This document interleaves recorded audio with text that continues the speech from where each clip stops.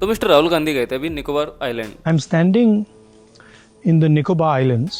The great Nicobar island. आते ही बोले कि नरेंद्र मोदी ने अपनी यारी दोस्ती के चक्कर में फिर से एक बार भारत की धरोहर को अपने दोस्त अडानी को बेच दिया है। अब इस बात में कितनी सच्चाई है और कितना झूठ, चलिए जानते हैं। तो हमारे भारत का साउथ का सबसे लास्ट हिस्सा जहां अंडमान निकोबार पड़ता है, वहीं पर है द ग्रेट निकोबार आइलैंड। ये आइलैंड बेहद खूबसूरत है और हमारे इंडिया की टेरिटरी के अंदर आता है।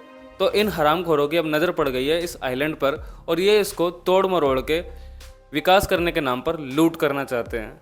अब ये लोग चाहते हैं कि इस जगह पर international airport, power plant, township या फिर इंटरनेशनल कंटेनर शिपमेंट टर्मिनल बनाया जाए। इस प्रोजेक्ट की कुल लागत है 81,000 करोड़।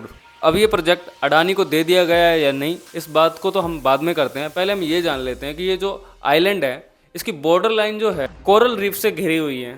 कोरल रीफ यानी मूंगा चट्टान एक खास तरह की कार्बोनेटेड चट्टान बोली जाती है और ये एक तरीके की रेयर चीज़ों में आती है जिसके ऊपर कंस्ट्रक्शन करना तो बहुत दूर की बात है, इसका एक पत्थर उठाना भी इलीगल है। और ये लोग वहाँ पर पूरी तरीके से छेड़छाड़ करना चाहते हैं क्योंकि 2020 के टाइम पर तो ये कोरल रीफ मैप में दिखाई देती है, लेकिन 2021 के टाइम पर आते आते ये हरामखोर मैप में से ये कोरल रीफ को ही गायब करवा देते हैं। हालांकि मैं आपको एक और बात बता दूं, ये जो कोरल रीफ मूंगा चट्टान है इसके अंदर समुंदर के 25% जीव जंतु रहते हैं और ये अपने आप में ही काफ़ी ज़्यादा रेयर है।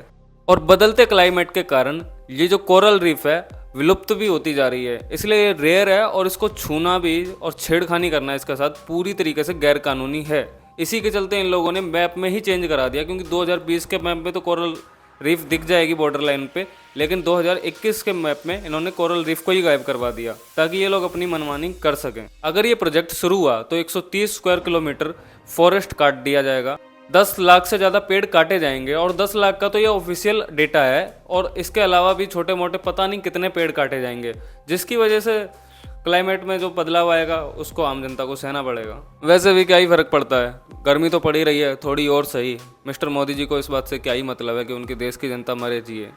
अगर ये प्रोजेक्ट अडानी के पास गया तो उनको बहुत ज़्यादा प्रॉफिट होने वाला है इस प्रोजेक्ट से, क्योंकि 10 लाख से ज़्यादा पेड़ उनको मिल जाएंगे जिनकी कीमत करोड़ों में है। जंगलों के अंदर आपको पता होना चाहिए कि बहुत सारी ऐसी चीज़ें होती हैं जो नॉर्मल आदमी छू ले तो उन पर केस हो जाए, लेकिन इन लोगों को कंस्ट्रक्शन करते वक्त कौन ही रोक लेगा। तो ये किस चीज़ की स्मगलिंग कर रहे हैं, क्या छेड़ रहे हैं, क्या नहीं कर रहे हैं, इसका एक आम जनता को क्या ही पता चल रहा है। एट द एंड मैं इतना ही बोलना चाहता हूँ कि वोट से राहुल गांधी को सपोर्ट करो या ना करो, बट इस मुद्दे के ऊपर प्लीज़ सपोर्ट कर लेना, वरना क्योंकि इतने पेड़ कटने की वजह से जो ग्लोबली क्लाइमेट चेंजिंग में फ़र्क आएगा उसको हम सबको ही झेलना पड़ेगा। इन जैसे लोग तो एसी में जाके सो जाएंगे।